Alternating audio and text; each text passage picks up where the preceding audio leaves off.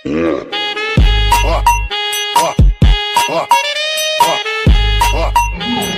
Friend, मेरा नाम सत्य कुमार फोटोशॉप एडिटर है।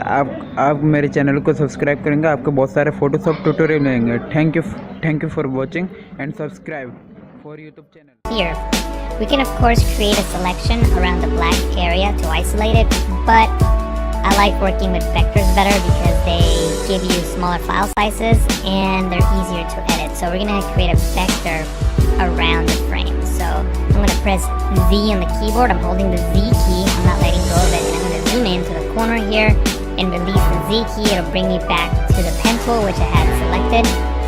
Make sure that you have shape on the options panel on this drop down. Click on one corner and click on the next. Hold the space bar, pan down, click on the bottom right corner, and then click on the bottom left corner. I'm going to hold the space bar again, click and drag to pan up, and complete that path. Now the color of the shape really doesn't matter, so I'm just going to make it red just so that you can see it. There it is, red. What I'm going to do now is enable the layer for the snowboarder. I'm going to click and drag her up to the top of the layers panel, and I'm also going to double tap here on the zoom tool just so we can see the image at 100%. And actually, now that I'm looking at it at 100%, I'm actually going to right click on it and choose fit on screen so that I can see the entire composition. Then I'm going to press Ctrl J, Command J on the Mac to duplicate. So now I have two copies. I'm going to disable the one on top by clicking on this eye icon, and the one on the bottom here, I'm going to clip to the shape below it. So with that layer selected, I'm going to press Ctrl Alt G, Command Option G on the Mac. Then I'm going to enable the layer right above that, and I'm just going to make a selection around the snowboarder. So I'm going to click on the quick selection tool, and I'm simply going to click and drag around her. Now you don't have to be very precise at this moment. You can just click and drag, and we'll worry about the details later. So we're just going to select her as quick as we can. So I'm just clicking and dragging. You notice that my selection is not very accurate. You shouldn't spend too much time at this moment. If you select an area like this part here that is obviously not going to be part of the selection, I'm going to hold Alt, Option on the Mac, click and drag just to refine that selection just a little bit more.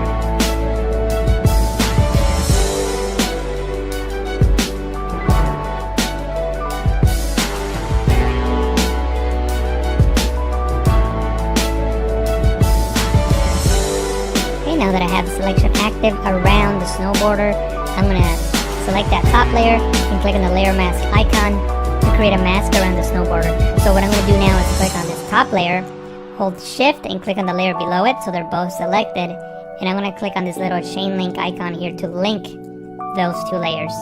What that allows you to do is when you move one of those layers with the move tool, it moves both, and they can be in different groups and they can be separated, so that allows us to keep those two layers together.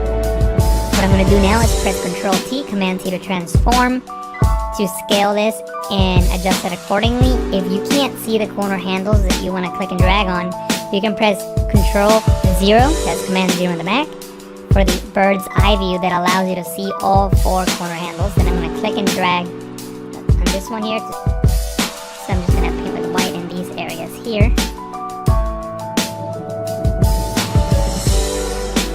And I know I'm selecting some of the sky, but that's okay. I'm going to get rid of that by pressing X on the keyboard, which swaps the foreground and background color. And with black, I'm going to paint on that layer mask to get rid of the sky here.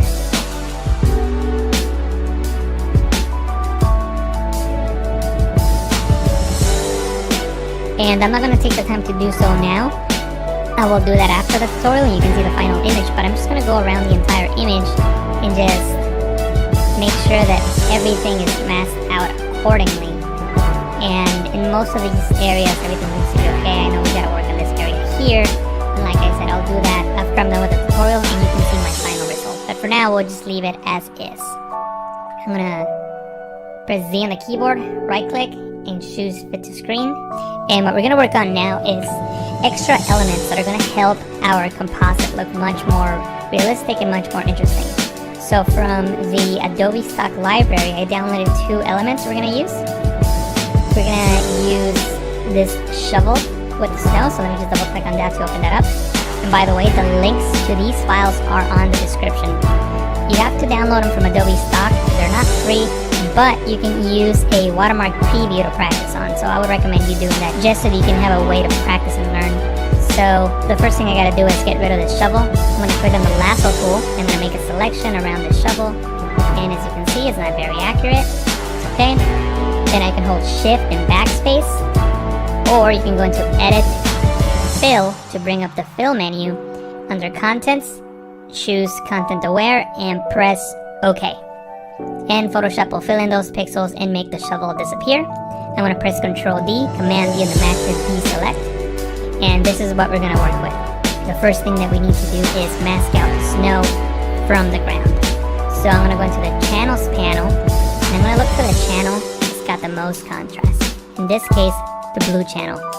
I'm going to click and drag on the blue channel and drop it here in the new channel icon, duplicate it. Now with the duplicate channel, I can start making adjustments to it.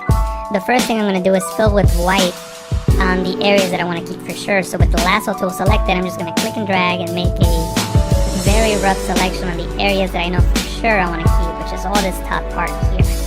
Now that I have the selection active, I can fill with white. White is currently my foreground color. To fill with the foreground color, you can hold Alt and Backspace, Option, Backspace on the Mac. Then Control D, Command D on the Mac to deselect. Now we gotta work on this bottom part. There's a feature in Photoshop called Apply Image. You go into Image, Apply Image.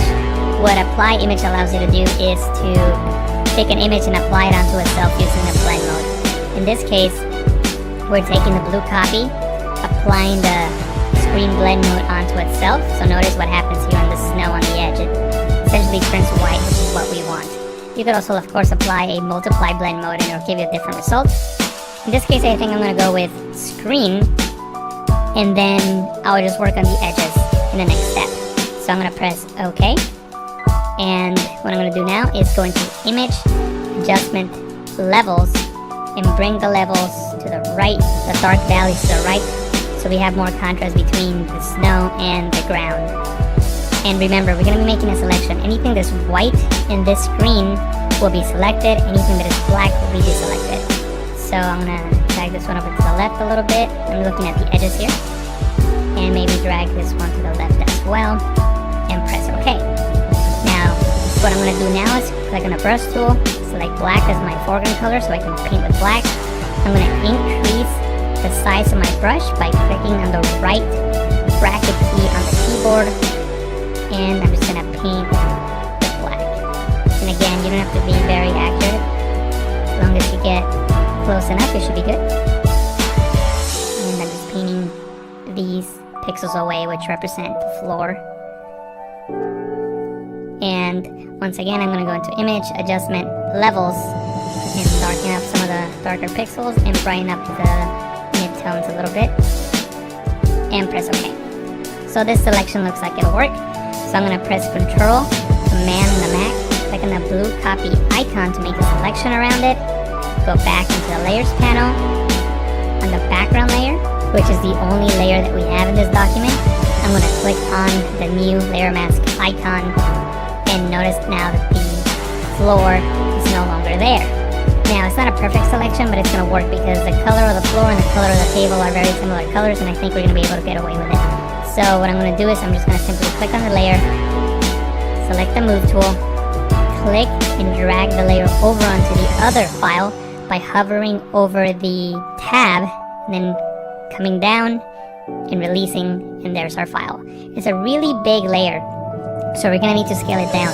Control T, Command T on the Mac, transform.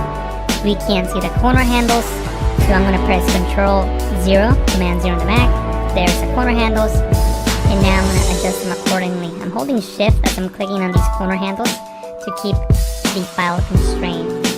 The angle is not really matching my scene, so I'm going to right click on it and choose Flip Horizontal. And from here, I can match the scene a little better, and I can even distort it if I want to. Maybe right click on it and choose Distort, just to get a better perspective of the scene that we're working with. Maybe something like this. And press Enter when you're done.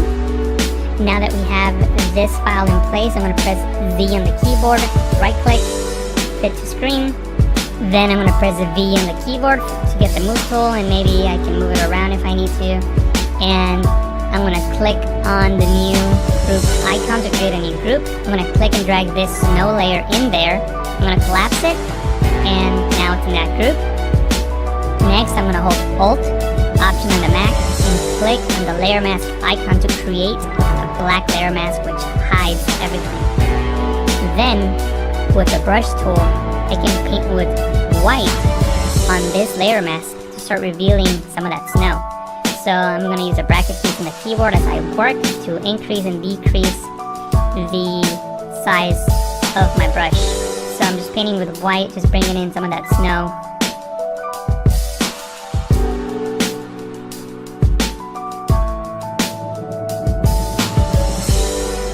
And if you make a mistake, you can press X on the keyboard to paint with black and maybe shape snow a little bit better. Maybe something like that. What we're going to do now is work with different elements. So I'm going to open up the libraries panel, and I'm going to open up this file here, which is these snow elements that were also downloaded from Adobe Stock.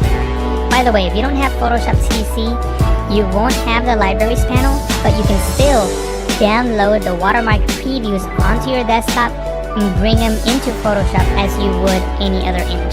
So you can still work with the previews. So what I'm going to do now is just select one of these elements and bring it over to the file that I'm working with. So I'm going to click on the lasso tool, and I'm going to select this element first. So I'm going to select it, go to edit and copy, or you can press Ctrl C. I'm going to deselect that element, Ctrl D, Command D on the Mac, go back into the file that we're working with, and I'm going to paste it here, Ctrl V, Command V on the Mac, and there it is.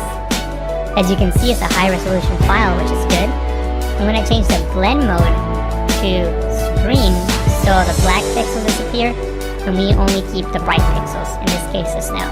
Then I'm going to press Ctrl T, Command T to transform, Ctrl 0, Command 0 for bird's eye view, and I'm going to scale this element down. I'm going to press Ctrl 0, Command 0 again, zoom back in, and I'm going to just rotate it to make it fit accordingly. Now in this case, I'm going to flip it horizontally. So right click on it, flip horizontally, and keep rotating it. So maybe something like this. And I can scale it more if I need to, or rotate it more if I need to. So whatever distortions I need to do for it to work. So maybe something like that. So I just press enter to accept that transformation. And I'm going to use one more element. I'm going to use this one right down here. Again, Ctrl C to copy and paste that in here. Change the blend mode to screen. Ctrl T to transform. That's Command T on the Mac. Ctrl 0. Command 0 on the Mac, and scale this one in as well. And I'm going to zoom in and rotate this one into position, maybe right about here or so. But I want this one to be in the back, so I'm going to click and drag this one and place it way back here. And I'm going to press V to select the move tool, and I'm going to move it around just to fit it into position, so maybe something like this. And actually, I just realized that I made a mistake. Notice how this element gets cut off right in this area? That's because this element needs to be right here. It needs to be in between the layer that's popping out of the subject and the layer that is clipped to the vector. So right in between those two. So now the snow follows through into the frame. Now the last thing that we're going to do is we're going to work with shadows. So first of all, the snow here on the table, it needs a shadow.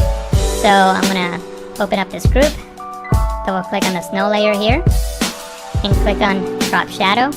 Notice a little drop shadow there. You can use the settings that I have here if you like.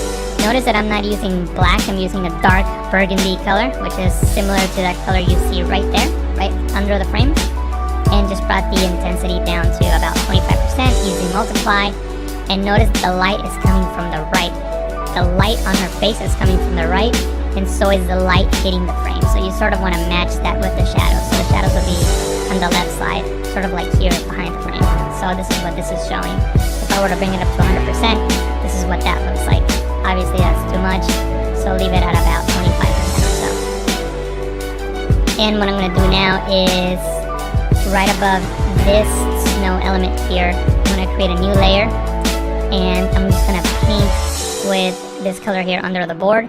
So you can click on the eyedropper tool, select that color, and maybe make it a little bit darker because it's too light. Something like that, and just continue that shadow that's coming off the board. And actually, let me drag this layer up on top of the group and just continue painting that shadow that's coming off the board. So maybe something like this. And then change the blend mode to multiply and bring that shadow way down. So maybe something like that. Now the only difference between the final image that you saw in the beginning and this one is that with the final image I took a little more time working with the mask, a little more time placing the elements and moving things around so they fit a little bit better. But these are the techniques that I use to create this effect. If you decide to create an image using this tutorial or any of my tutorials, then upload it to Instagram with the hashtag PTCVids. Every so often I do a search for that hashtag, and if I find your image, I'll leave a comment. And that's it for this tutorial. I hope that you enjoyed it and that you learned something new. If you have any comments or questions, leave them down below. If you enjoyed the tutorial, don't forget to click that like button and share this video with a friend. If you haven't already, subscribe to the Photoshop Training channel now. Thank you for watching, and I'll talk to you again soon.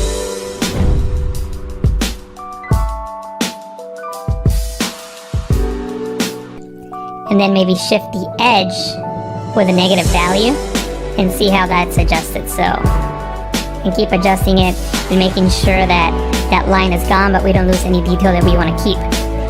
Also, with this brush selected, I can click and drag here on the hair, and hopefully we'll get a better selection.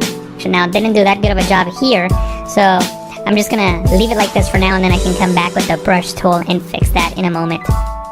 So I'm going to press OK, click on the brush tool, paint with white in areas that I want to keep. So I'm just going to paint with white in these areas here.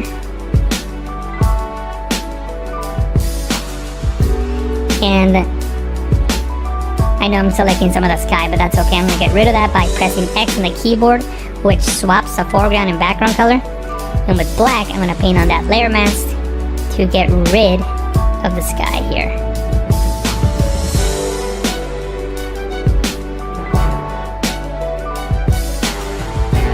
And I'm not going to take the time to do so now. I will do that after the tutorial and you can see the final image, but I'm just going to go around the entire image and just make sure that everything is masked out accordingly. And in most of these areas, everything seems to be okay. I know we got to work on this area here, and like I said, I'll do that after I'm done with the tutorial and you can see my final result. But for now, we'll just leave it as is. I'm going to press Z on the keyboard, right click, and choose Fit to Screen. And what we're going to work on now is extra elements that are going to help our composite look much more realistic and much more interesting. So from the Adobe stock library, I downloaded 2 elements we're going to use. We're going to use this shovel with snow, so let me just double click on that to open that up. And by the way, the links to these files are on the description. You have to download them from Adobe stock. They're not free, but you can use a watermark preview to practice on. So I would recommend you doing that just so that you can have a way to practice and learn. So the first thing I gotta do is get rid of this shovel. I'm gonna click on the lasso tool. I'm gonna make a selection around this shovel. And as you can see, it's not very accurate. That's okay. Then I can hold Shift and Backspace. Or you can go into Edit, Fill to bring up the Fill menu. Under Contents, choose Content Aware and press OK. And Photoshop will fill in those pixels and make the shovel disappear. I'm going to press Ctrl D, Command D on the Mac to deselect. And this is what we're going to work with. The first thing that we need to do is mask out the snow from the ground. So I'm going to go into the Channels panel, and I'm going to look for the channel that's got the most contrast. In this case, the blue channel. I'm going to click and drag on the blue channel and drop it here in the new channel icon to duplicate it. Now with the duplicate channel, I can start making adjustments to it. The first thing I'm going to do is fill with white on the areas that I want to keep for sure. So with the lasso tool selected, I'm just going to click and drag and make a very rough selection on the areas that I know for sure I want to get to work on this bottom part. There's a feature in Photoshop called Apply Image. If you go into Image, Apply Image, what Apply Image allows you to do is to take an image and apply it onto itself using a blend mode. In this case, we're taking the blue copy, applying the screen blend mode onto itself. So notice what happens here on the snow on the edge. It essentially turns white, which is what we want. You could also, of course, apply a multiply blend mode and it'll give you a different result. In this case, I think I'm going to go with screen, and then I'll just work on the edges in the next step. So I'm going to press OK. And what I'm going to do now is go into Image, Adjustment, Levels, and bring the levels to the right, the dark values to the right, so we have more contrast between the snow and the ground. And remember, we're going to be making a